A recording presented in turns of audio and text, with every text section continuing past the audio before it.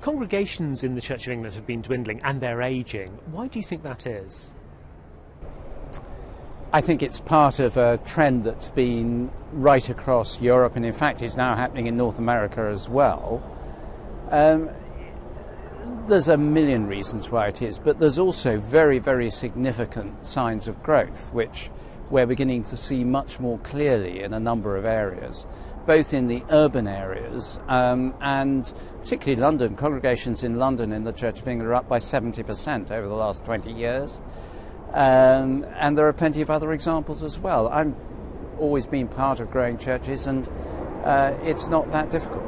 But couldn't it also be because the Church seems so out of touch with mainstream thinking on a number of issues, but particularly sexuality? The Church of England holds very firmly and continues to hold to the view that marriage is a lifelong union of one man to one woman. At the same time, at the heart of our understanding what it is to be human is the essential dignity of the human being. And so we have to be very clear about homophobia. You don't, by muddling these ideas, you don't suddenly provide the answer to dwindling congregations. There's a very big difference between the ideals that we hold to and that are essential to hold to, and also pastoral practice. In pastoral practice, you work with people as they are, as you hope they'll work with you as you are yourself. And we're all conscious of our failings, and anyone who goes around saying, I'm so ideal that I've got it absolutely right and we can throw rocks at people we disagree with, is completely out of order. That's just not the way it works. That sounds like you're saying we have a policy, but we're prepared to turn a blind eye if that's needed in certain circumstances. It's not a blind eye. It's about loving people as they are and where they are. And you will find that in every church, and you find that because it imitates the practice and the character of Jesus himself. Do you worry sometimes that the concept of equality is beginning to displace Christian values in society? Equality as an aim and end in itself is something of a myth, because people are not equal, they're different. And if we try and make them equal, we take away the extraordinary richness and diversity of human beings in all kinds of ways, and that's a huge mistake to make. How you treat people can be equal without saying it should all be the same.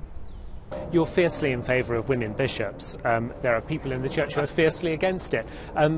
When it comes to reaching a piece of legislation and a compromise, you've been very big on trying to rebuild relations within the church. But some people are simply going to be left with something that is fundamentally against their beliefs, aren't they? We're not a political party. We do not simply chuck out people we disagree with. That's not the way the church works, because relating to other Christians is something that we're given by God, not something we choose for ourselves. We belong to each other as the Christian family. And so, like every family, we have to work out ways of dealing with difference. How important is money in rebuilding the Church of England where it's struggling? Well, money is one of the key tests about faith.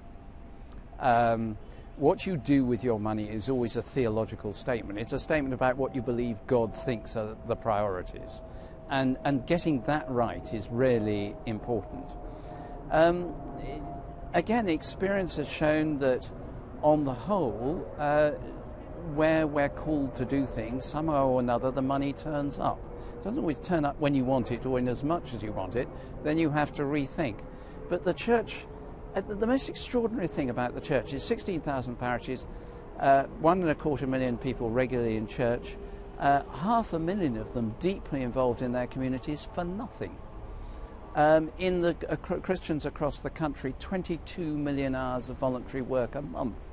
Now that's voluntary work, that's not getting paid for it, and it's making a huge difference to our society.